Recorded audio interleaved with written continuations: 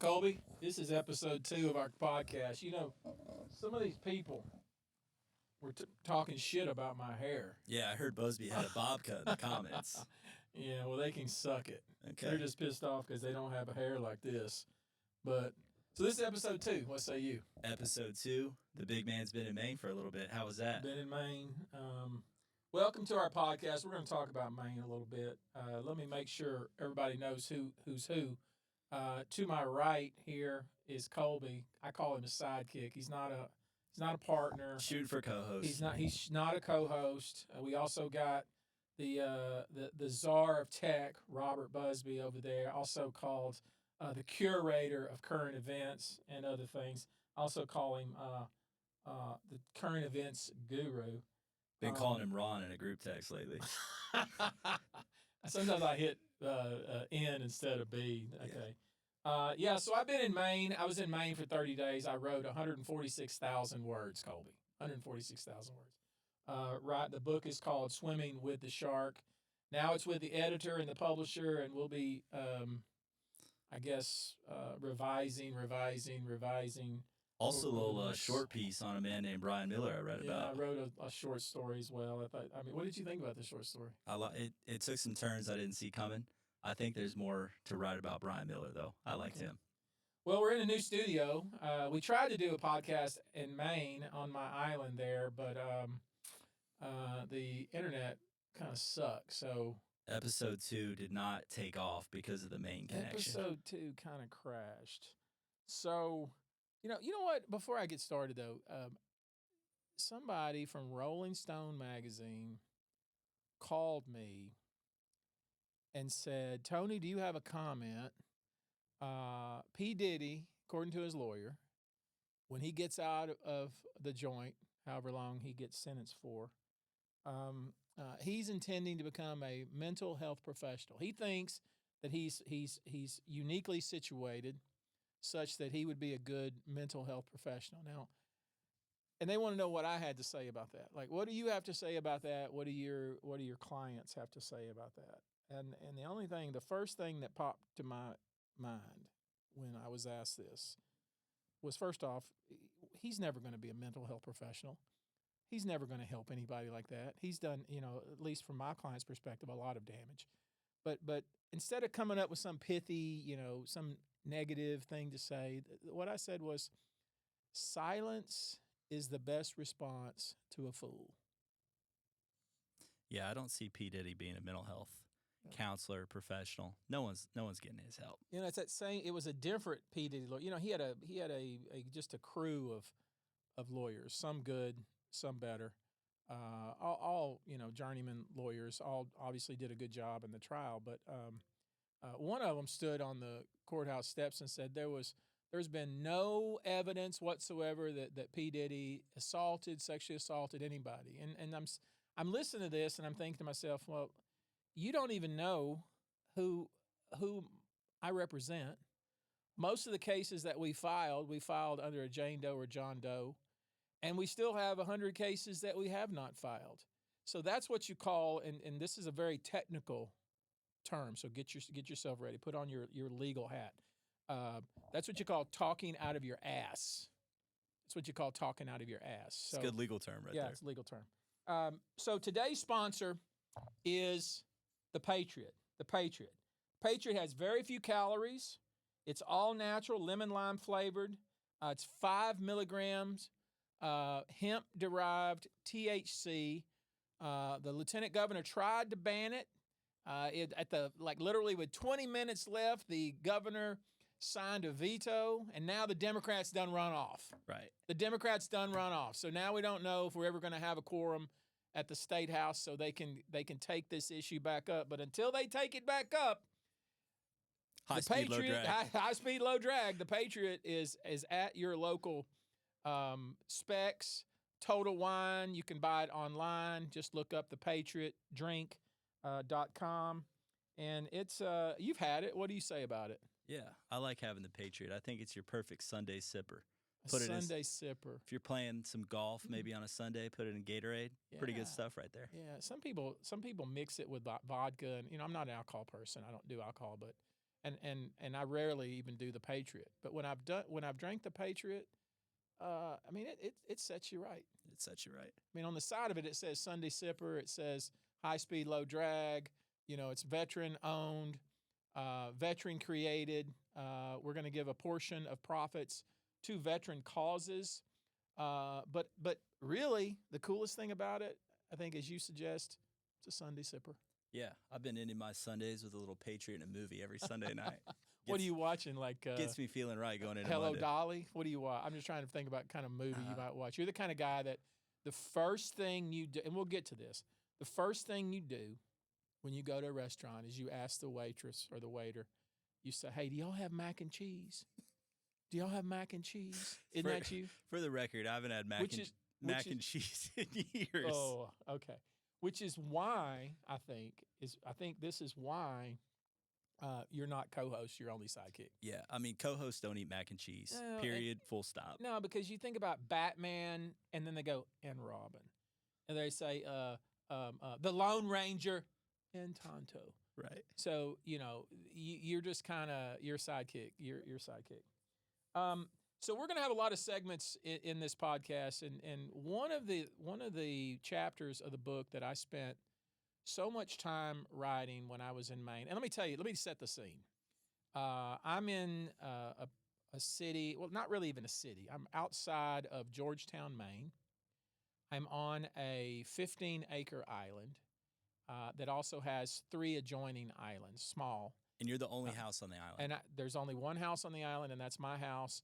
And the population of this island was 1 plus 1 dog plus a squirrel. Right. So it was me, my dog Lucy, and a squirrel, and a chipmunk. Okay. And so I'm just there. I mean, and no TV.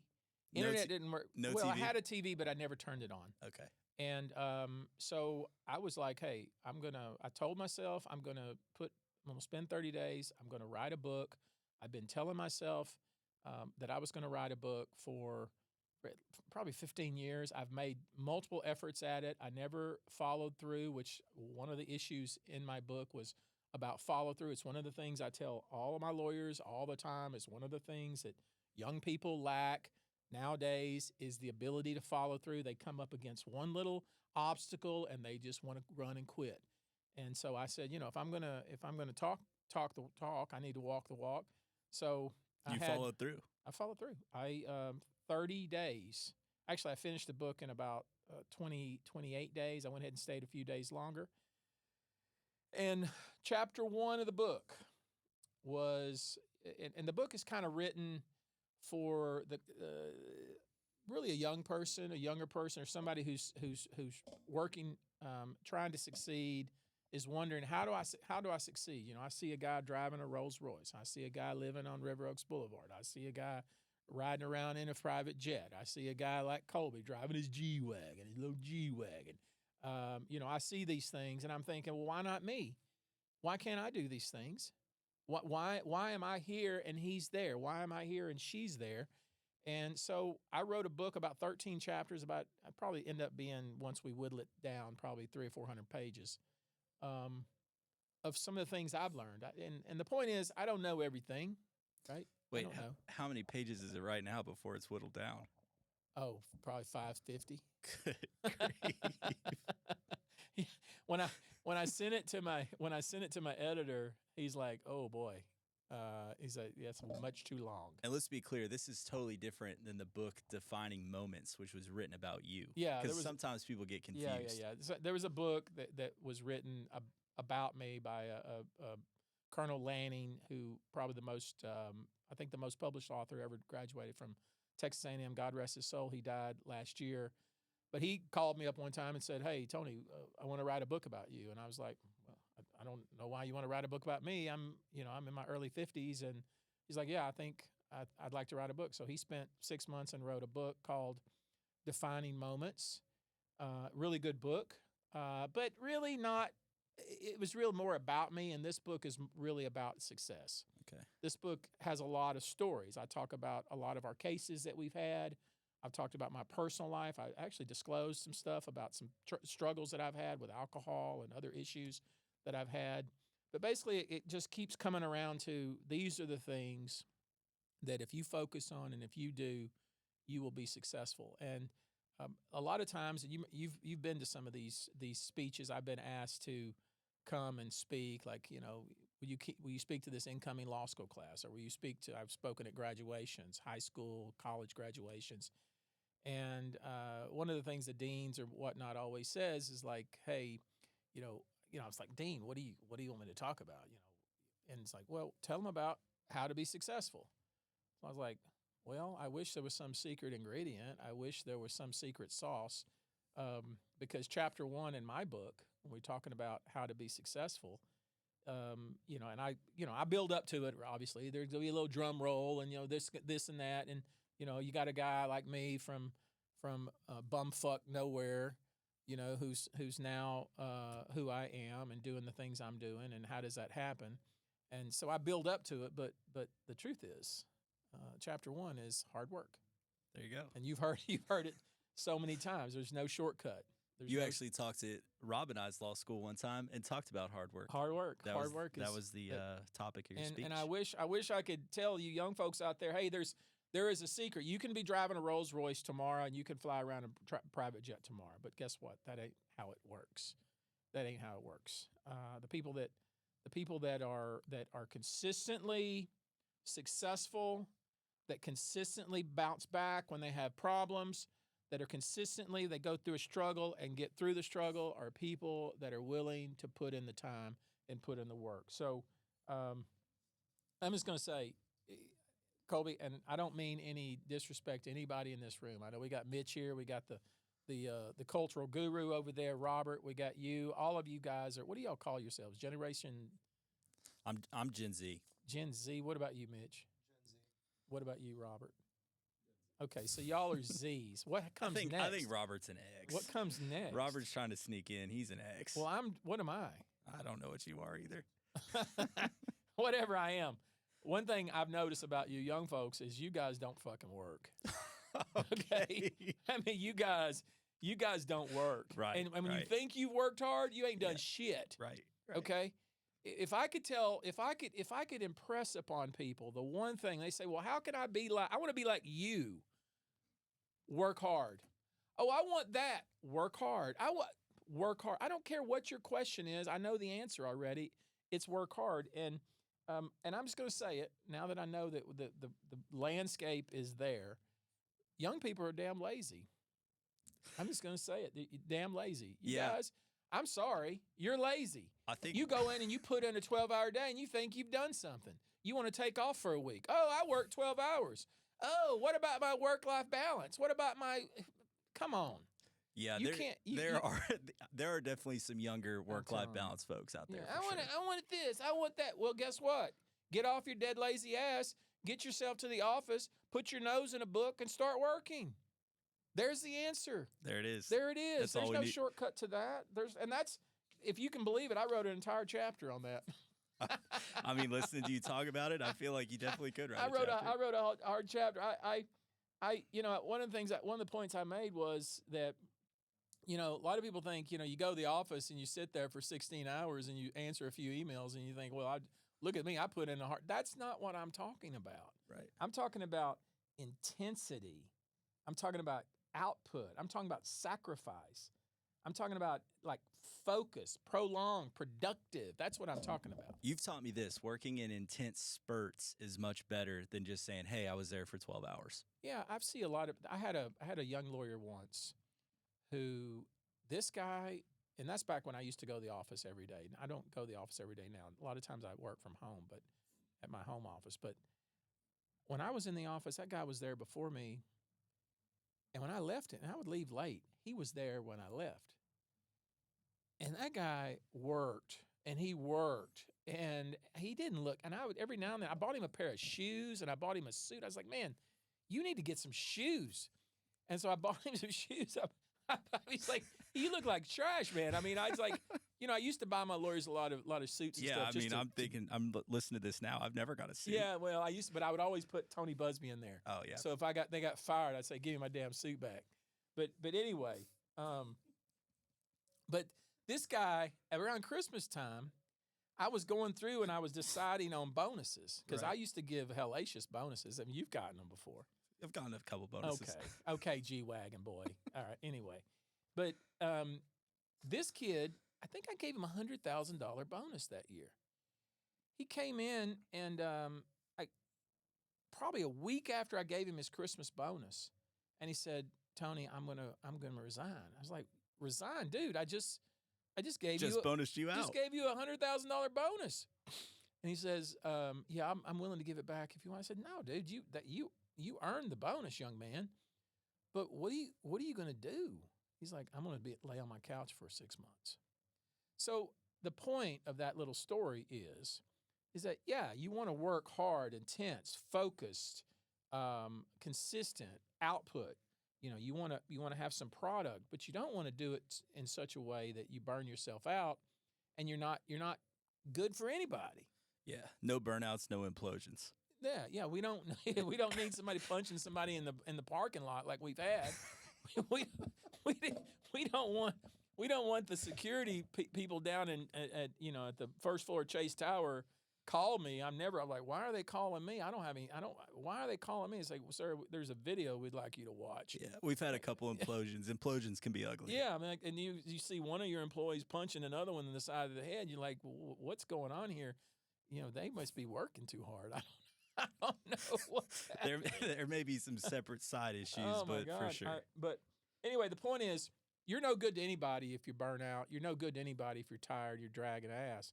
On the other hand, if you think that there's any shortcut, if you think that the calling, whatever your calling is, if your calling is like, I wrote down some examples. Thomas Edison worked 16 to 18 hours a day. He invented a lot more than the light bulb. Winston Churchill, the great statesman, 16 hours a day on average, plus he was an alcoholic. Elon Musk worked 100-hour weeks. He's still working 100-hour weeks. The guy's crazy. Richest guy on the planet. Kobe Bryant is a great example. Here's a guy that he had a full practice before the actual practice started. He would shoot and make 800 shots after practice. He'd be there totally sweated out at 4 a.m. This is a guy that probably one of the most talented basketball players that's ever walked the earth. But guess what? He was putting in the time. He was doing the work. And so that's if you would just in your mind decide that's what it takes. I'm going to stop wasting my time, effort, and energy trying to find some shortcut, some get-rich-quick scheme, and I'm going to pick a goal, and I'm going to decide that it's going to take a lot of hard work, and I'm going to be resilient, and I'm going to be persistent, and I'm going to do it. It'd be a lot easier. I think too many people use too much mental energy trying to figure out a way to avoid work than just rolling up your sleeves and doing the work. And yeah, work smarter than harder. Yeah, of course. I mean, don't be an idiot. But on the other hand, understand that if you want to be, this whole idea like 10,000, you've heard that 10,000 rule. 10,000 hours. Yeah, 10,000 hour rule. I mean, there's something to be said for that. But you do need some talent, right? You do need a little wit up here. But I cannot stress enough that if you want the big bucks, and it doesn't matter what you want. You may not want to be rich. That's fine. You may not want to be wealthy. You may want to have the best relationships. You may want to touch the most people. You may want to do the most good. You may want to do the most charitable work. You may want to spread the Christian, whatever your thing is. You got to work hard. I don't care how talented you are. If you don't work hard, any coach in the NBA, any coach in any sport, any person in any profession will tell you talent is just a small part of it. Small part. So that's the segment. Listen, Patriot. Buy the Patriot. What is the website? Can you put that website on the screen, Guru? All right, Guru Czar. Put a link in there too, or you just order it. Should I call him and don't say anything about my hair, okay? Don't say anything about my hair. I know I'm getting a haircut, but you know what? A lot of you people that are talking trash about my hair is because you can't grow any hair, okay? Word on the street, Busby's looking for a new barber. Yeah, well, Busby hadn't had a barber in over a year, so, maybe I'm still looking. I'm working hard. All right, so the next segment, and listen, you can sponsor these segments. And we'll put that link on the screen as well, the email that you can sponsor. But the next segment is what we call current events. The segment of current events. And for that, I'm going to hand it over to the Czar. Czar, what is the current event that you think we should discuss? We had a major preseason showing from our guy Jackson Dart on the New York Giants. Now, Bosso, you may not be familiar with Jackson Dart, but he was the star quarterback for the Ole Miss Rebels last season. Ole Miss QB, good-looking guy, long blonde hair. He bent those Georgia Bulldogs over and gave them a good spanking. So you may need to do your research on that guy. I'm keeping you up to date. Jackson Dart, the new NFL star. Hey, let's be clear here. Piggybacking off Tony's Chapter 1 segment here, Jackson Dart is a guy that works hard. He's 22 years old, first-round draft pick, and I've already heard he's the first guy in the locker room, last guy to leave. That's the kind of guy Dart is. I really don't like to criticize people I don't know. I don't like to criticize, especially punching down. Right. I don't like to punch down. I mean, this kid, whoever you're talking about, Jackson Dart, sounds like a freaking like a video game. But anyway, I don't want to punch down. So I'm going to withhold judgment on Jackson Dart. Sounds made up. That could be a made-up name. I mean, y'all could have made that up. You could have, for far as I know, He's a real player. There is no real Jackson Dart. There's a real Jackson Dart. It's like a Tom Jones, and y'all are calling him Jackson Dart, whatever the case may be. So I'm not going to punch down. I'm just going to say, Ole Miss. Gosh, I got some things I could say about Ole Miss, but they have whooped the Aggies' ass several times over the last 3 years. Oh, God damn it.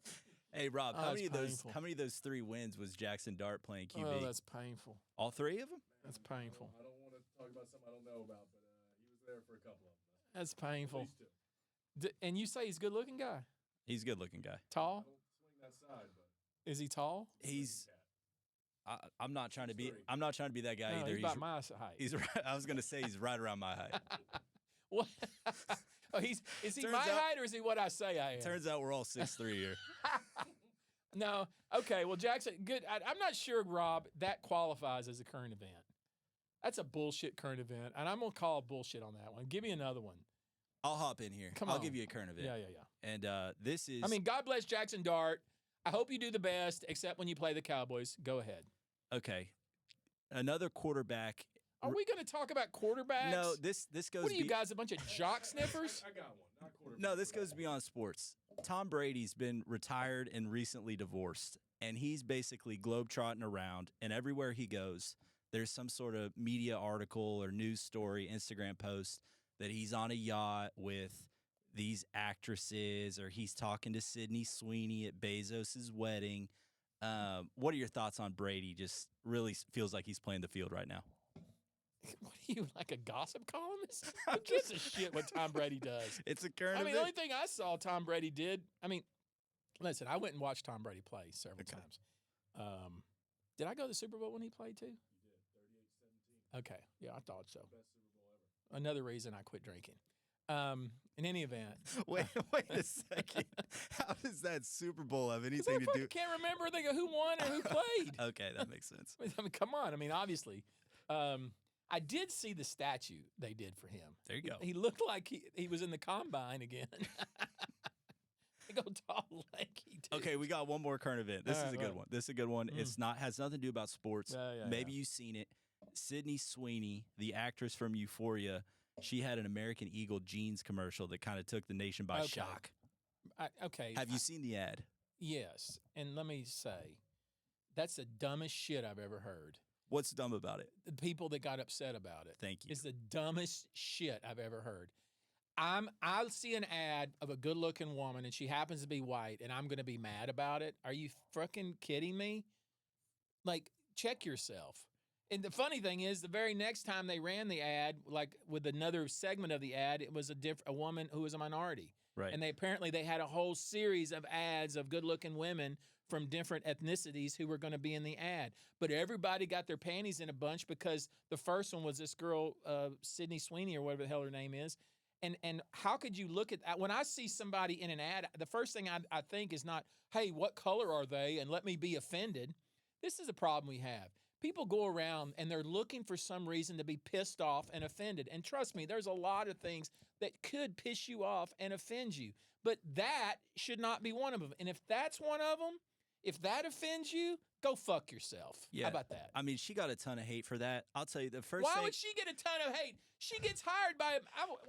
I love American Eagle. I wear it all the time. I was going to the say. stretch jeans, you can get 30s, and even though you're a 32 and you can wear them. Yeah. When I Love saw that ad, the first thing I did was Google Maps the nearest American Eagle, and I got myself a pair. Yeah, but I didn't do that. I had ever since I got skinny. I've been wearing them. Because they're stretch jeans. Are those American Eagles no, right there? No, these aren't. I don't know what these are, but Probably Tom Ford or something. Probably. But anyway, yeah, I don't know what to take. I mean, I'm just trying to put myself in the shoes. The Atticus Finch says, you don't know how people are living until you walk around for a mile in their shoes or something like that. Right. And people get pissed off about Atticus Finch and say he's a racist, but laying that aside. So I'm trying to put myself in the position of somebody that would see that ad and that would be offended by it. Okay, so I'm 400 pounds. I have Coke bottle glasses and zits all over my face. And I see a good-looking girl in jeans, and she looks pretty hot. And I get offended by that because why? There's no Because reason. you need to lay off the fucking food? Because maybe you ought to get on the treadmill? They're playing victim card, and they want to take it out on Then Sydney take it out on Sweeney. her. Why don't you? I mean, you can't take it out on American Eagle because for that girl, I don't think they make anything in her size. So I don't know. I don't know. Did they say it was racist? I don't know. I think I don't understand why people are mad about it. I'm not a good-looking young woman. It doesn't make me mad when I see one. there's just a lot. She's taking a lot of heat for it. Not sure why. Why would she? She gets paid to do that. That's her job. They even asked the president about it. I mean, this President ad. who? President Trump. What did he say? I hope he said the same thing I said. He said that when he heard about the ad, he was also told that she was a registered Republican. And he was okay with it. He was definitely okay with the ad. I don't care if she's Republican. I don't care if she's Democrat. And frankly, I don't give a shit if she votes. If she wants to do it, she gets paid to put on a pair of jeans and lay on a couch. God bless her. I wish somebody would pay me the money they paid her and have me put on a pair of their freaking jeans and lay on the couch. And anybody criticize me for that, I'd tell them to go fuck themselves. Agreed. Okay, done. Jesus. That's current events. Yeah, boy, that kind of made me mad. Okay. I mean, I didn't know what the controversy was. How is that controversial? I don't know. It's unclear how it's controversial. Does anybody know how that? I mean, am I like just so out of touch that I'm not offended by a good-looking girl laying on a couch in jeans? I think they're just saying, hey, this is American Eagle. This is a good American family brand. And now they're going to sexualize some young girl to try to get ad sales. And people are all up in What arms the about fuck it. do they do with ads? That's what ads are. Exactly. If we have young, good-looking girls drinking Patriot. Right. I'm going to find a young, good-looking woman to promote this podcast. That's called marketing. I don't understand that. It doesn't make me angry. I mean, do I wish I were young as you? Yes. Do I wish I were looking like you? God, no. I mean, God, no. Are you kidding me? I was blessed with looks. Thank God.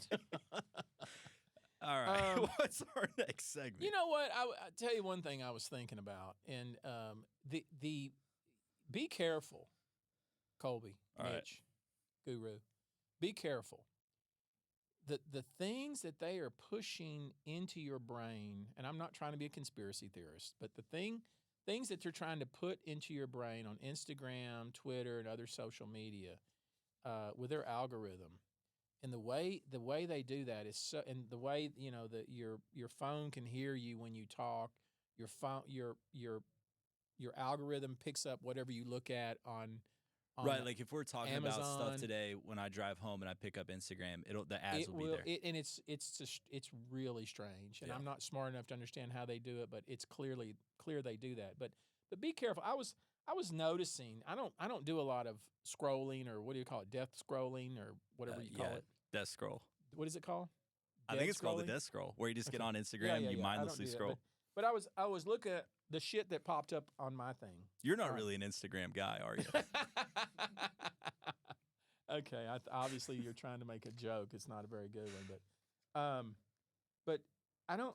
Here's what pops up on mine. there's always this little known psychology to close a 6-figure deal. Do you get that one?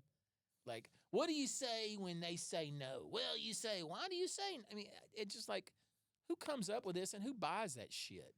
Like, and how about I got a side hustle. It's going to make you $10,000 a month. The side hustles are everywhere. Oh my God, it's just like, or how about if you make $150,000, I'll get you shredded.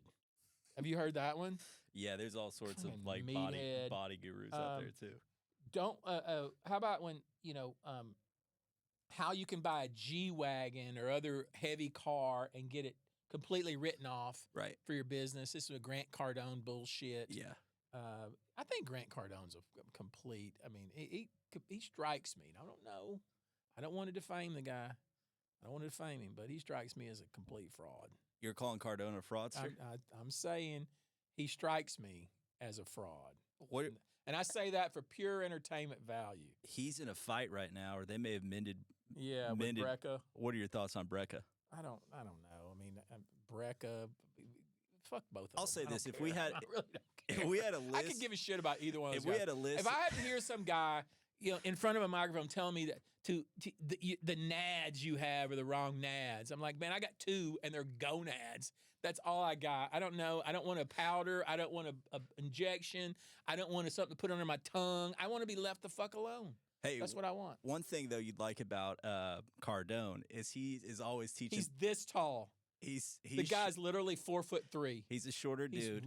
No, he's short. Okay. Like when he walks around the front of your car, right. If you don't know he's in the front of your car, you run over his ass. That's how short he is. I saw him at the Post Oak one time. Really? He got out of a some kind of SUV, maybe what? But I noticed when he walked around the car, his head was only sticking up above the hood of the car, not the top. What? The hood, only a couple of inches. And I was thinking, remember that time we were in Los Angeles? We almost run over that guy. Yeah, I remember. We were in Los Angeles, Mitch. We were in a double murder trial. It was pretty rough. But I don't know what, we went out to get something to eat or something. I remember we had just gotten ice cream, and it was that place that they froze the ice cream and rolled it. And you and Pig sat in the car, and Rob and I went inside. It took like 35 minutes to get the ice cream. Yeah, it was like the longest wait for ice cream. And then it wasn't worth it. I ended up throwing it away. But we almost killed somebody that night. We did. So some guy, no, you did. Some guy, because you were driving, some guy, like you couldn't, he was there one minute, or he wasn't there, and the next minute he was there, and he was short. And there's nothing wrong with short people, Mitch. Don't get me wrong. You're okay. What are you, 5'8"? That's fine. Well, a little short. Yeah. Well, you better keep wearing those. But anyway, point is, Grant Cardone's shorter than the guy we almost ran over. That guy, that's my point. I mean, I was looking around everywhere. I saw nobody. I take off. Rob yells for me to stop the car. Rob's the only one that saw this person. No, I kind of saw I just made on attention. And when I hit the brake, the guy's head was literally on my window. I've never been that close to hitting somebody. And the irony is we were there for a case. Okay, yeah, we were there for a case we could do was consistent with that theme. We could do a whole podcast on that case. But not about the case itself. I could do at least 3 or 4 podcasts on that case. Yeah, it was a rough one. That was a rough time. In that case, and I still maintain today that was a wrongful conviction. I agree. I believe that she was absolutely innocent. I frankly don't think she hit the children first. That's what I think. I think that we proved that. But here's what I also know. I think the press convicted her a year before we ever showed up. At least, yeah. I think that the press convicted Rebecca Grossman a year before we ever showed up, and there was nothing we could do to change it. And I think that we did the best we could, and we put on a hell of a case. And if we'd have had a jury that had not already made up its mind, and here's the thing, we did jury selection for what, 3 or 4 days? Almost a full week. And to the judge's credit, he gave us as much time as we needed to do jury selection, although it's a little wonky. It's a different California. Process. It's a little wonky. They don't do it the right way, but that's another issue. So I can't really lay it at his feet. The people, whether they knew it or not, and I think they knew it, their minds were made up. And that local paper, Acorn, that published something about her literally every other day, and they never. I don't think Rebecca Grossman ever got one positive press story. Even when the LA Magazine did a story on her, which was almost quasi favorable, almost neutral. It was still, even they got so criticized, they got so attacked. All the newspapers and of course the Los Angeles Times, they weren't going to write anything nice about her, and they were trying to find the most salacious things to write. And so the way it all came down was by the time I went out to Hidden Hills and was hired, case was over, and I didn't even know it. Yeah. So anyway, bottom line is Grant Cardone is short. He's a short man. He's a short man. I don't want to be told, by some pissant in a square bill hat that he can get me more cases. All right, or I can the generation on leads. Yeah, the lead generators, the most chicken shit little piss ants from some lawyer you've never heard of. Most of them aren't even lawyers. Like little sort of pencil thin mustache with a flat bill hat, telling me how he's going to get me more cases. Here's what I want my feed to show me. If I could pick my algorithm on my Instagram feed, it would be this. Show me as many spaghetti recipes as you can. That's what I want. I want you to show me how to make different red sauces. I want make them with cherry tomatoes, make them with the Italian tomatoes. Make them where you cook it for 6 hours, make it when you can do it for 20 minutes. That's what I'm interested in. That's what I'll stop and watch. Tell me what kind of cooking you did in Maine. You had to cook a lot of lobster, I saw, but what else? I cooked every single day. My routine was I got up, the sun comes up in Maine at 5:15. Okay. And the sun goes down around, I think the sun set on the next island over somewhere around 7:30, and it got dark about 8:30. So it's a lot of daylight in the summertime there, different than here.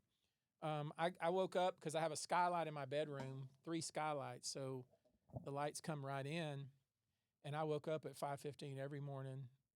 Lucy's kind of slow on the uptake, my dog, so I had to carry her downstairs, let her go outside, get her water, get her feed, make myself coffee, take my vitamin.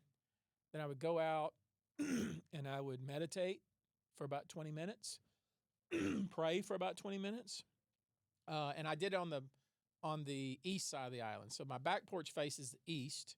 My front porch faces west. So in the morning, I sit on the back porch and watch the sun come up, or watch the sun come. It's already up, but it's coming up the trees. And in the evening, I sit on the front porch and watch the sun go down. So I'd meditate, pray, and then by that time, the sauna is heated up, and it gets up to like 165, 170. And I sit in there for 25 minutes. And then you plunge in the and then ocean? It depends if it's high tide, because I feel like the water's colder. I like it colder.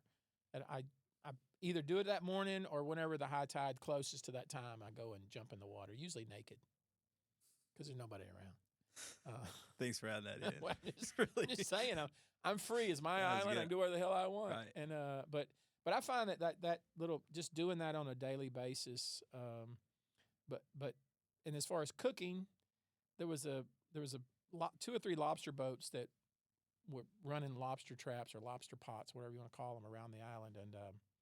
And so I either my friend that's up there with me would get them for me, or we went to the boat and got them.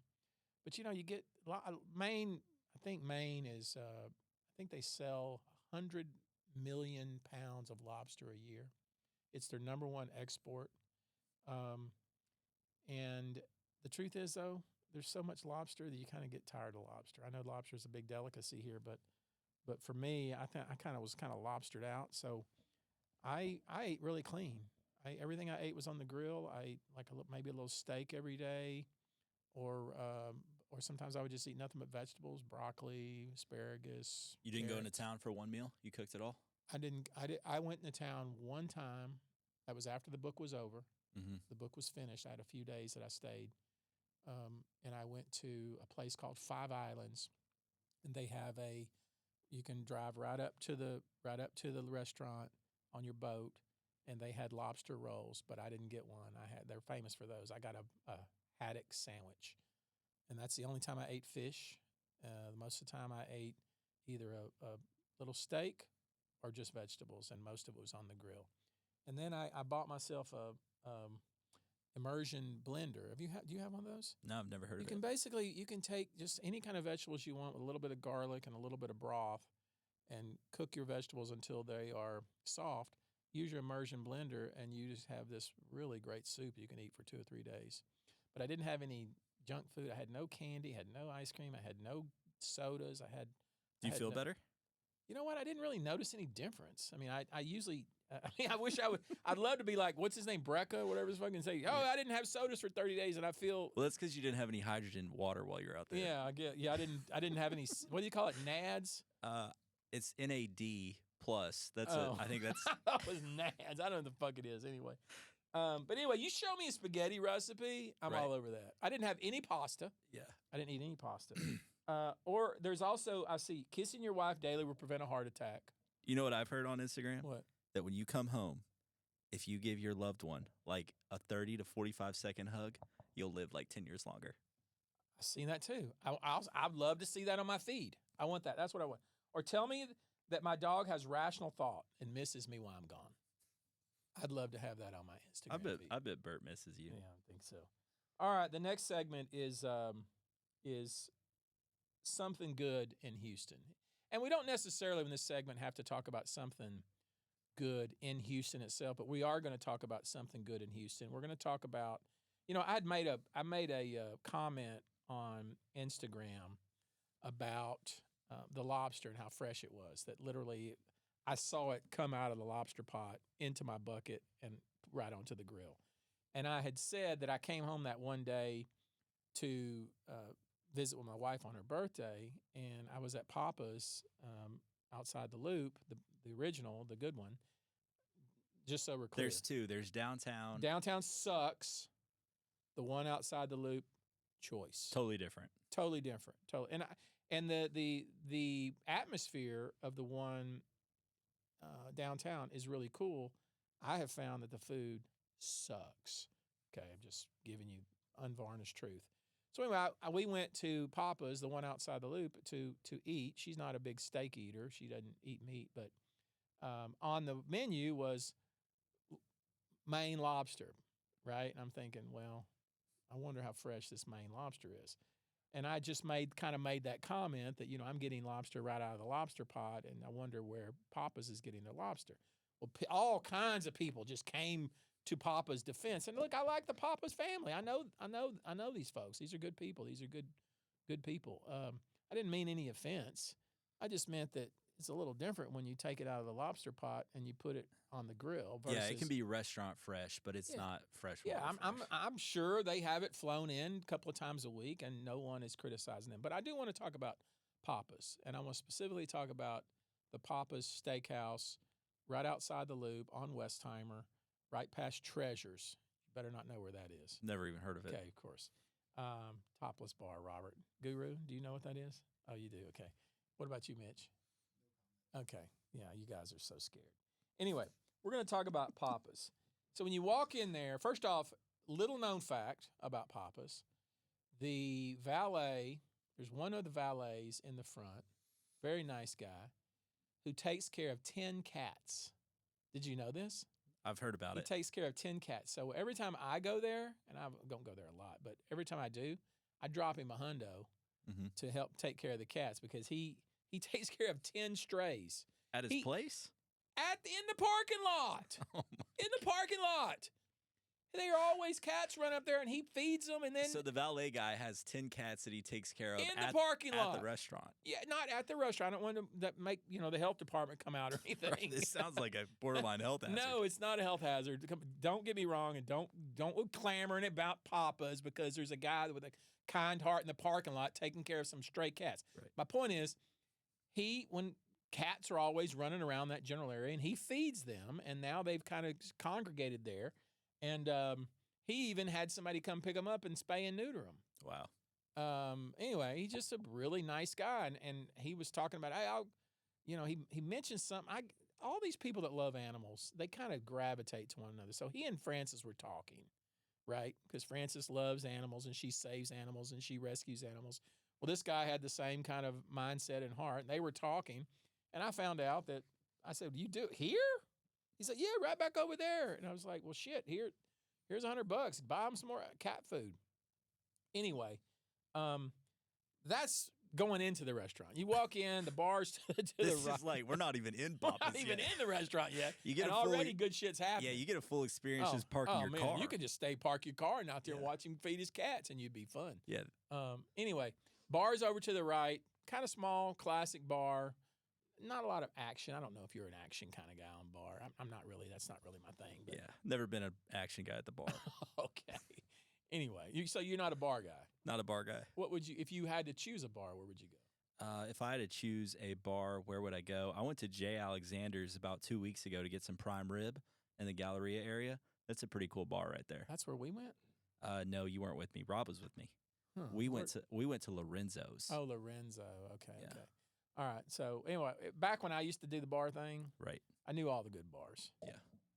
I knew where all the good bars were. And it depends. I mean, and no matter where I was in the city, I knew where the bar was. And the funny thing was, the bartenders knew me too. Right. But my tried and true back in the day, since I'm at Chase Towers on Texas, was Vic and Anthony's. Yeah. That bar was That's a man's bar. the man's bar. It's dark. You Yeah. kind of feel like you're in an old school New York restaurant or something. That's- That's a cool spot. That's what I liked about it. But anyway, so you walk in, little bar to the right, check in to the left. You look at the meat. They're really into this dry age thing. I think it's a little overdone, honestly. I like it. I like and grass fed's overdone. All these things are Wagyu. overdone. All that bullshit. What you need is a prime ribeye. Done. Prime ribeye, medium rare. That's all I need to hear. Right? You can get it with a bone in if that's what you choose. If you don't want to get the prime ribeye, go ahead and get yourself a porterhouse. If you like to eat a lot of food, maybe get yourself a T-bone. Don't fuck around with a sirloin. Don't get a New York strip. Don't get bullshit. Stick with the. Am I wrong? Bone in, prime ribeye. I don't think we need to come after the New York strip though. Start with the cap. I think the cap on the ribeye is probably the best piece of meat on the entire cow. Well, personally. if you're making the pitch for Pappa's, are you saying that their steaks are better than other steakhouses in Houston, or what is it about Pappa's I am that makes it so saying good that for you? their steaks are as good or better than the other steakhouses in Houston. You got of course Vic and Anthony's got Mastro's. They do the same kind of steak. They're pretty much the same. They're good. Mm-hmm. They're good. You got Doris Metropolitan. B&B's not bad either. B&B's not bad. But I think if I were bringing somebody in from out of town, Mm-hmm. and they weren't a Texan, they weren't a Houstonian, and they wanted to get a sense of what it's like, what's a good Texas restaurant, if I were in Dallas, I'd take them to Albernays, and if I were in Houston, I'd take them to Pappa's. Okay. But I wouldn't take them to the one downtown because It sucks. it sucks.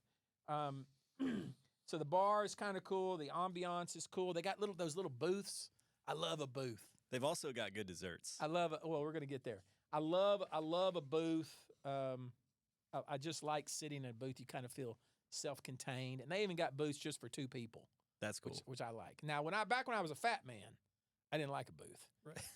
I mean, I was a big boy. And so I would have to slide into the booth. Get that man a and my chair. stuff- And you know those booths where you can't move the table? Yeah. That's when you feel like you're really Yeah. contained.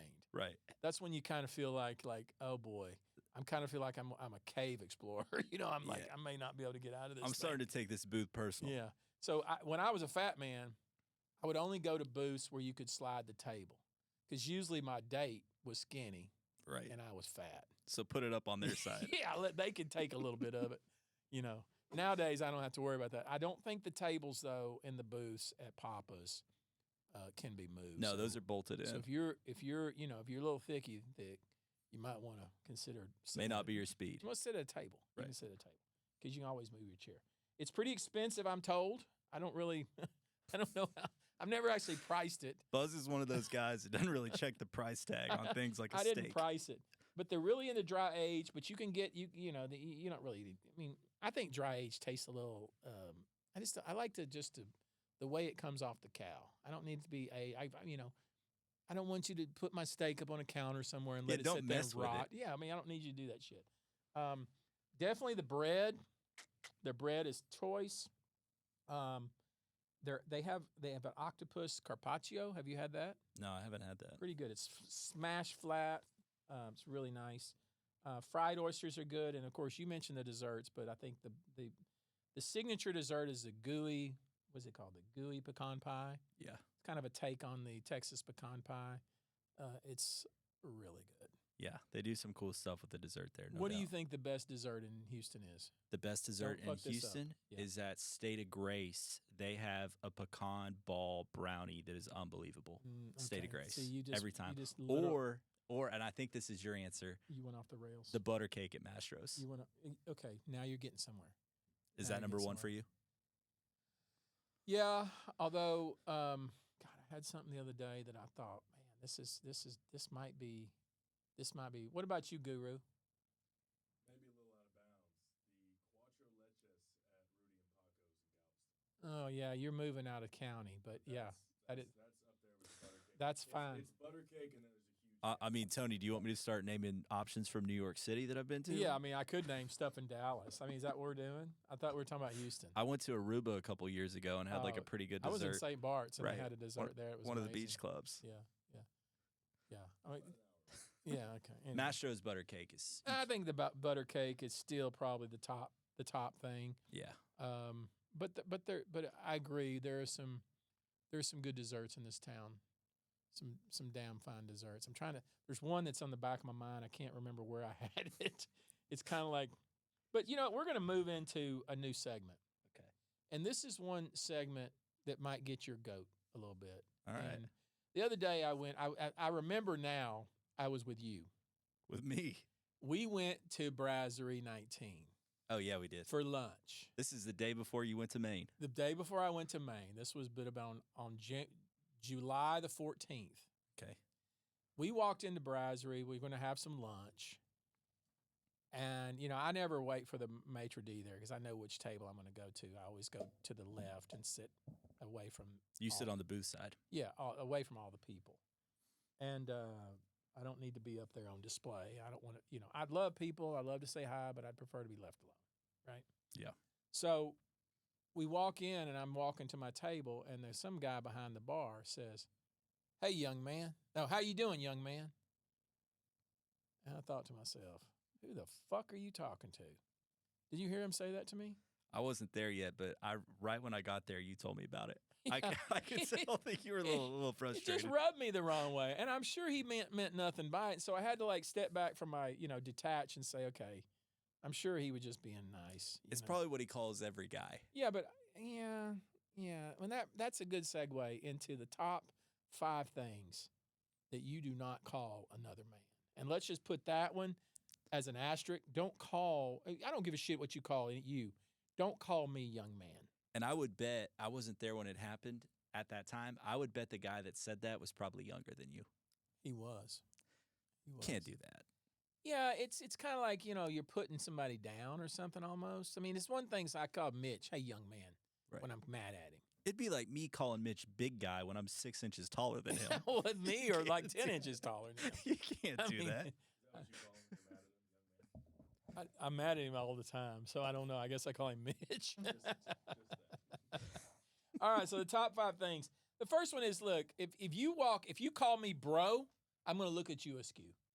If you call me bro, I don't know you like that. Don't walk up on me and call me bro, okay? Right. Because you just don't know me that way. All right. The next one is friend. If you don't know me, don't call me friend because I'm not your friend. And you're going to find out pretty goddamn quick I'm not your friend if you call me friend too much. Sometimes I say step back or step up. Step back and stand by. Oh, yeah, stand by. When I'm taking care of a job, I'll just tell you to step back and stand by. Yeah, stand by, all right. Okay, so bro, friend. Now this is when now we're moving into the area of pissing me off. We're, The first two were moving up the chain. The first two kind of rubbed me a little bit. They kind of rubbed me a little bit wrong. When you get into the next one, if you call me Guy, hey Guy, I'm thinking, what are we on the George Jetson show? I mean, if you call somebody Guy, you're almost choosing violence. I think if you call me Guy, right? And probably now people are going to call me Guy on Instagram or whatever. But if you call me Guy, my first reaction is, how about sir? Numbnuts, right? Why not call me sir? Because you're reaching for something to call me. I mean, and maybe you don't feel like you can call me man. Hey man, maybe you don't talk to me. How about that? I'd rather you not talk to me than call me Guy. How about that? Okay. So, and I keep that in mind. Okay, now's when we're getting on ground where like it's really thin ice. This is where there's about to be some shit going down. Somebody calls me pal. Hey pal. My first reaction is to punch him in the face. That's my first. And I've been working on being nicer and kinder. So I'm not going to punch him in the face probably. But you don't call somebody you respect pal. No, you actually call somebody you don't respect pal. Exactly. And if you're so tone deaf that you just out there willy-nilly throwing pals around, you're about to get your ass whipped. Guy deserves to be hit. There's going to be one guy that's going to accept that pal and then pal him right back. So, yeah, don't do that. He's going to get a punch in the fucking eye socket.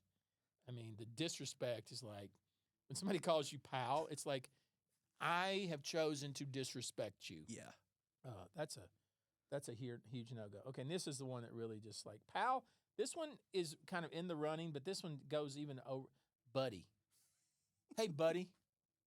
I just think if someone's calling you buddy, I think they're ready to fight you. I think they're just lacking a lot of self-awareness and they don't know what else to say. My first reaction if somebody says, hey, buddy, I want to say, well, fuck you too. I've got one. And it's not good for you because you're actually my boss. And sometimes I'll say, boss, this is what's going on. But everybody in this room calls me boss. So for you, it doesn't really count. But like if some guy at a restaurant asks me for my order and I'm like, hey, I'll have a burger or the steak frites. And he says, all right, boss, I got you. Like, man. I think what he's trying to do there is show respect. Yeah, but. No, see, this is, okay, I'm going to take his side. Okay. I'm not trying to be necessarily contrary. I'm not trying to be that. But what I'm trying to say is if let's just take the two. Let's just like come at this with a clean slate. Hey, buddy. Okay, come outside with me. Right. Hey, boss. Okay, I could read that. He's just showing me respect. He's just showing me respect. Instead of maybe he's thinking, hey, I'm older than this guy.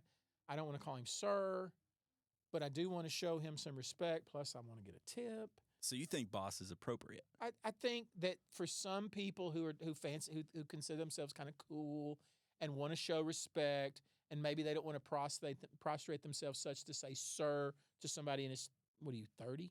29. 29. I mean, God, it would almost feel like throw up coming out of my mouth to say sir to you. But maybe if I were your waiter, I could say boss. Right. Okay, so I'm gonna push back on that. You're vetoing boss. No, I'm not. You could, if you want to fight him for that, you can fight him for anything. I'm just gonna say it. I don't like it. Okay, well, just tell him I don't like that. And why don't you just tell him when the next time he rolls the boss on you, just say, hey, bro. Hey, buddy. Hey, pal. Pal, get that out of your mouth. Yeah. Don't let.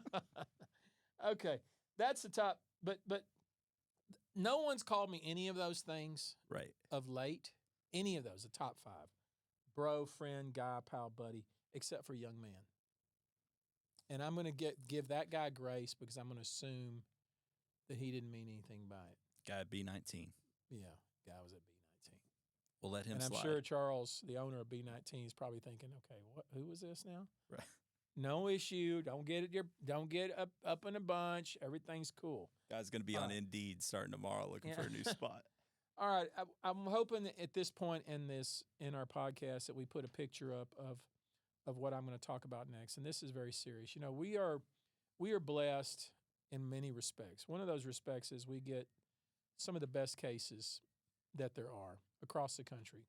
We get hired on some very important cases. We get hired on cases that we have potential to do some really big things and some really good things. And I'm not necessarily in the book when I was writing last month in Maine. One of the first things that I urge young people to do is define your success. Like, what do you? Because what I consider success is going to be different than what you consider success. Going to be different than what the guru considers success. So, so it's something you have to define. And one of the things I have found over my life is that definition of success will change as you get older. And I don't mean, I've accomplished this, I'm this income level, I'm doing this, I've gotten these possessions. Now my success has changed to get more. I'm not talking about that. I'm talking about as you develop yourself and as your values, as you become more solidified in yourself, more comfortable in your own skin, you start to see what's more important to you. And so when I say that we do important cases, and we're doing things that are meaningful, that's how I define success. So when I talk about big cases, important cases, I'm not necessarily talking about hundreds of millions of dollars, although that obviously has been a part of our practice and we have been successful financially as well. But I want to talk about a case that really, for me, hits me on so many different levels of why I became a lawyer. When I first started and first wanted to be a lawyer, my father cut meat for a living. My mother drove school bus. I didn't know any lawyers. I didn't know even the name of a lawyer. I never had an idea of even being a lawyer until I was in the Marine Corps and just so happened to start doing an LSAT book with a buddy who was on ship with me. And so when I first started, like probably many people in whatever profession they're in, all I was thinking about was dollar signs. I want to make money. I want to make money. At some point, you realize that there's more to it than that, and especially as a professional, maybe part of what you define success as is doing something that's meaningful, doing something that has impact, doing something that is consistent with your values, that things that you really believe in. And that's what this case hits for me, all of those things. I want to take you back to a little city called Rockport in an RV park. The Nelson family was staying at an RV park. Ethan Nelson, the father, was working at the plants, and they would go all over the country in their RV, and he would work because the turnaround work, if you know what I'm talking about, when the plant goes down, they bring in contractors to do maintenance, repairs, upgrades, that sort of thing. And this is what Ethan Nelson did. And he could make really big money doing this because you would come in and you'd work sometimes 12 days in a row, 12 hours a day. Sometimes you'd work shift, like, 2 on, 1 off. But a lot of these guys, mostly guys, would come in and do these turnarounds, and they'd want to work every single day getting that overtime. And so he was, a younger man, had wife and 3 children. His youngest daughter was Charlie, 2 years old, and they were staying at an RV park in Rockport, and he was working one of the turnarounds. He got off about 4:30 that day. He came back to the RV park and decided that they were going to go to the pavilion and do a little barbecue. Kids, the 2 older brothers were playing. Charlie was 2. She was out playing. Mom, Brittany, was in their RV, cutting vegetables, getting things together for the grill. And so as he was over there getting ready to light the fire, heard somebody scream. And basically, she's disappeared. She disappeared. Well, of course, just terror went into his body, and he started running. And there was a lady, Miss Moore, who had been watching the kids play. I mean, they were no more than 40 feet from the Nelson trailer, and had been watching the kids jump on these round, looked like playground equipment, but what they were sewage covers, plastic sewage covers. The kids were jumping from one to another. It's the same kind of thing you might see literally at playgrounds all over the country. They kind of attract kids. They kind of, when you jump, you kind of bounce on them. Well, little did the family know, little did the RV park know, little did anybody know. These things were made in such a way that they would become jarred loose a little bit, and they would flip and then flip back into place. So this little girl, 2 years old, jumps on this thing, it flips, she goes down in there, and it flips back, and she literally disappears.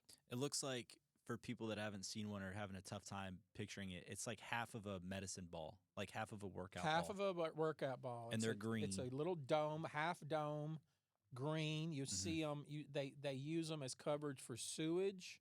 They use them to cover grease pits, septic tanks. You name it.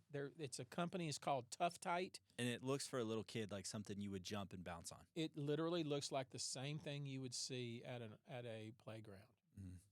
In fact, I was in Round Top having dinner one day, and I saw kids. There's a little playground, little green semicircle, or basically they look like muffin tops. Basically, kids were jumping on them. I went over to look, and they were actually toys. It wasn't sewage covers. Right. So this thing, child fell in there. Charlie fell in. She's 2 years old, 12 feet down into a pool of sewage, of piss and feces.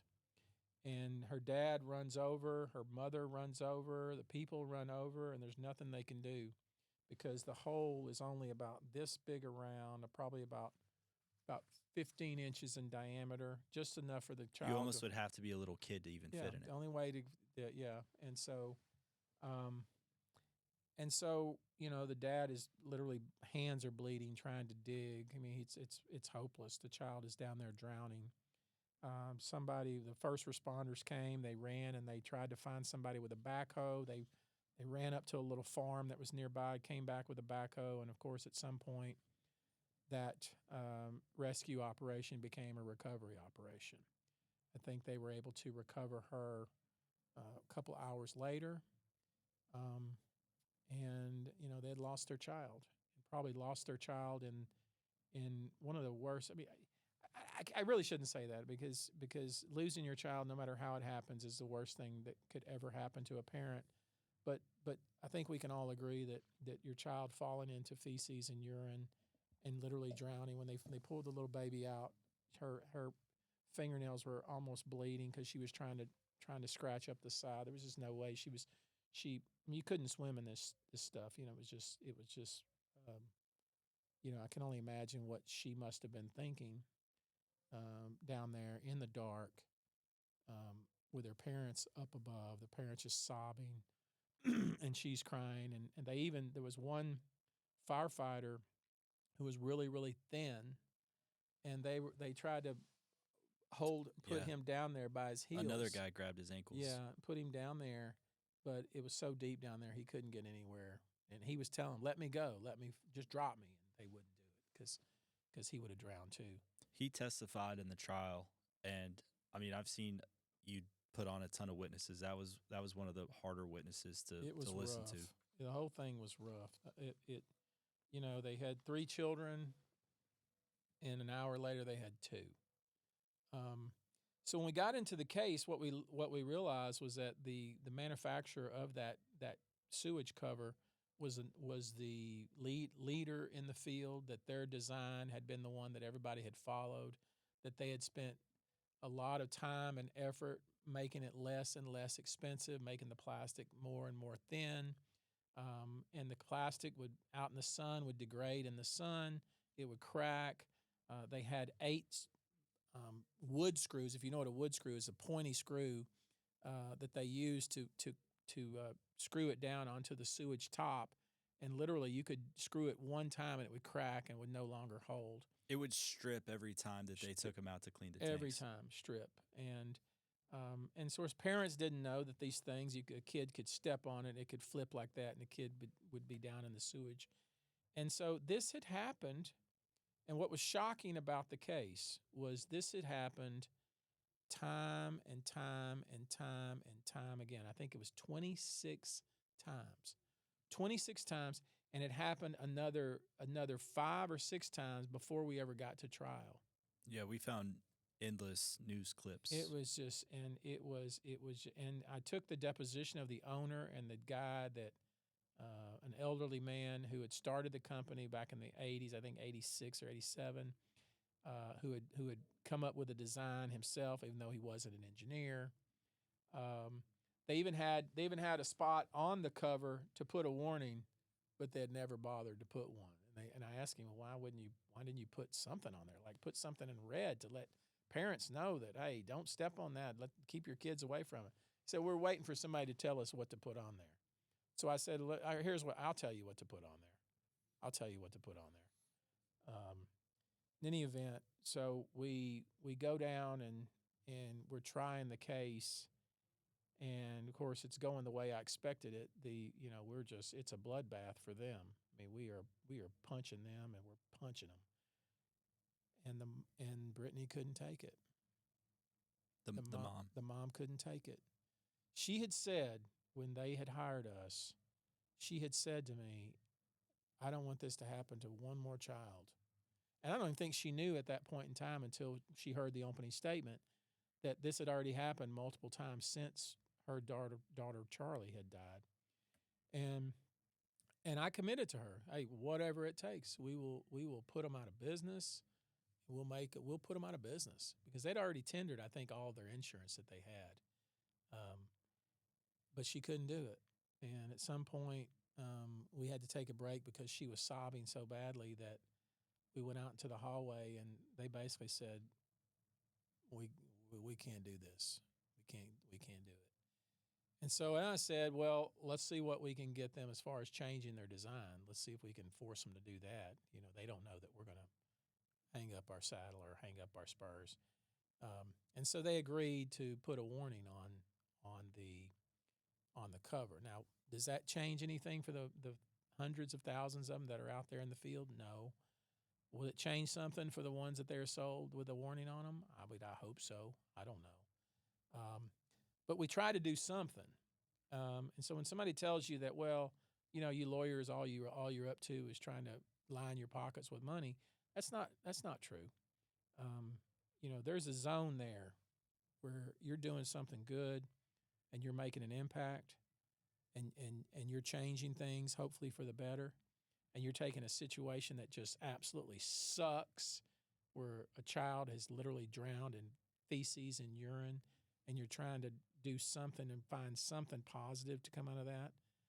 So when the parents look back at this 10 years from now, 15 years from now, 20 years from now, and they're thinking about their little baby, Charlie, at least they can say, well, they did this. We were able to do this. It was only about 6 months after that case was over that we got a call on the next case. So the commitment I made to put them out of business or do something even bigger, I guess we'll see what happens going forward. Do we have any life advice? We're going to move on. That got a little bit heavy. Do we get any letters for life advice? Well, I think what we were going to talk about was maybe what you would suggest to the fella who got caught on camera at the Coldplay concert. All right. And I know that was a couple weeks ago, but yeah, that's kind of old news. I mean, the guy, think about it this way. You're an executive, you take your person who's, I don't know, what was she, head of HR, and then somebody else that's in the HR department, and you go to a public concert and you're kissing and hugging on her, and lo and behold, somebody shines a light on you and you're in the and you're on the camera. He's on the big screen. You're on the camera, and you act like you just got caught with your hand in the cookie jar. I mean, first off, dude, get some smoothness. How can you be a CEO and you're that unsmooth? I mean, Jesus. I mean, you should have just smiled and let the camera keep panning. I mean, he was behind her, had his hands around her. I would have started acting like I was giving her Heimlich maneuver. Could have been like choking her, yeah, he could have been like, "Oh, with her. sorry, I was just saving my employee's life. I'm glad you caught it on camera." The reaction made it way worse. Oh, God, what a nerd! I mean, I guess what I would say about this guy is one thing. My first thing that hit me was I hope his wife doesn't come out and just shit all over him, because she needs to do what she can to help him keep his job. Well, obviously he wasn't able to keep his job. I think he's toast. I think the thing is, if you're going to be committed to somebody, be committed to. I guess that's where I would just go with that. The easy answer. Don't do that. Yeah, don't do that. Just don't fool around. Yeah, don't fool around, and then you won't have to worry about being on camera in a Coldplay concert. And I think it turned out to be fake news, but there was something about he was pissed that they had publicly posted some of that. I was like, come on, I think that was fake news. And then there was all kinds of fake news that came out. Statements from the wife, statements from him, statements from the other lady that was there watching this happen. I heard the wife changed her last name on Facebook like the next day. I've heard so much. I mean, the thing is, this guy didn't just embarrass himself. He didn't just lose his job.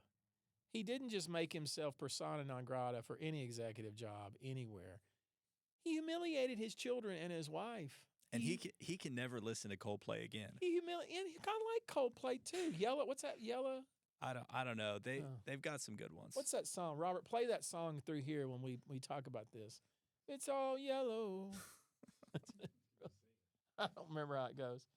Okay. So that's our life advice. All right, so one of the segments, our second to last segment is questions. And I was going to have it where Gen Z asked me a question, but the truth is Gen Z pisses me the hell off. And I don't even want to think about Gen Z. Every time I think about Gen Z, I get mad. So why don't we do it this way? Why don't you ask a question for a practice pointer? Okay. So I'm dealing with this right now. Okay. We just signed a good case against a big company. Yep. And that company is headquartered here in Houston. Yep. But this accident happened in Mississippi. Oh, you really want to get technical. Go ahead. I mean, we're having a really tough way of finding somebody that we can sue here in Houston. Wait, I don't like the way that sounds. Find somebody you can sue. Well, find somebody that was involved in the incident that we could, sue to keep venue here in Houston. We're having a really tough time with it. So I guess maybe a question for you would be, at what point do you stop looking for that next person and you just decide as to where you want to sue from where you obviously can? Because right now we could do federal court here in Texas, or we maybe do state court where it happened. At what point do we turn our efforts from trying to find the next person to just taking what we have and moving forward? I think what you're telling me is that how important is it to pick in the battlefield? Right. In the Marine Corps, picking the battlefield is half the battle. So the more time you spend figuring out these kinds of issues before you actually pull the trigger, the better you are. Mm-hmm. The time you spend now figuring out, okay, what are the potentials here? If I do this, what are they going to do? If I do this, what are they going to do? If I sue here, how is it going to be? If I sue here, your job as lawyer is to pick the most favorable forum, the most favorable court, the most favorable venue for your client, because that's going to be half of the battle. I've had cases before where there was just an example, a shipping company that was from Florida, but would make a run all the way up from the northeast, eastern seaboard, all the way down to Florida. And they would do it all the time. And they had been sued multiple times, and they had been able to prevail, saying that, there's no jurisdiction over us on any of these states that they go through, because it has nothing to do with them, because it happened offshore, and so you could only sue us in Florida. And they had prevailed on that several times. We had a case, a very serious case. I think it happened. Actually, the guy was injured offshore, but it was offshore Texas. He was actually received his treatment in Texas. And it was all a matter of how we pled the facts. Like all the facts that we put in the petition to give more and more and more connection to Texas and specifically Houston. All those other lawyers who had those cases, who were trying to get the case in Louisiana or wherever, make it more convenient for the client, because our client was from Houston. We don't want a client in Houston who's being treated in Houston have to go to Florida to pursue his case.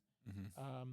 And we were able to beat that. We were able to show that, the vessel left Houston, he was from Houston, and we pled all those things, anticipating what their arguments would be. And so when they made those arguments, the judge is looking at this and saying, this has Houston written all over it. Why are you even making these arguments? Okay, now back to your situation. Picking the battlefield.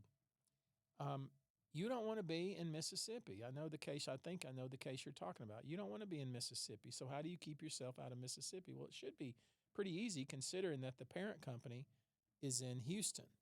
Most of the decisions that are made in Houston. Most of the executives are in Houston.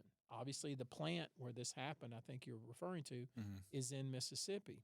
So then it's a question of how do you keep yourself in state court versus federal court? Because those that know anything about the law business know that federal judges are appointed by the president. They're appointed for life. They're not subject to any influence. At least they're not supposed to be. And they're usually more like appellate judges, not more like state judges. I find that state judges are more attuned to providing more sympathy and a better forum for injured workers, give the lawyers more leeway to do what lawyers do, whereas federal judges are not really putting up with any of that, and they see things black and white, whereas in state court, you have a little more room to maneuver and do a better job for your client and use some of your skill set that you've learned in state court. So you want to stay in state court if you can. But your decision really is, can I stay in state court in Houston, or am I going to be in federal court in Houston? Or am I going to be somewhere in Mississippi? Right. And so if I were to rank those, I would say, obviously, number one is state court in Houston. Number two is federal court in Houston. Number three is anywhere in frickin' Mississippi. Stay out of Mississippi. I'm no offense to Ole Miss and Jackson Dart, whatever his name is, but stay out of Mississippi. But I think there's still work to be done on the specifics that I won't go into here about how to keep the case. But the more time you spend on the front end thinking through these things, the better it is. The better it is. And it's worth a few extra days. There's no reason that we have to pull the trigger today, tomorrow, or next week. We need to figure out a way to keep the case in, because that's what we get paid for. Let's not forget. People say, well, look at Busby. He's over there venue shopping, his foreign shopping with his long hair. His bob cut. Whatever bob cut is, he's got that and he's doing things right. No, I'm doing what good lawyers do, which is choose the battlefield. That's what Marines do. That's what anybody that goes through any fight picks the battle. All right, that's a good question. So we're going to wrap it up. This was episode 2 of the pod. Don't forget about the Patriot. You can find it at Specs. You can find it online. Don't do anything I wouldn't do, but if you do it the way I would do it. Take your time, be present, count your blessings. God bless you the next time. All right, we're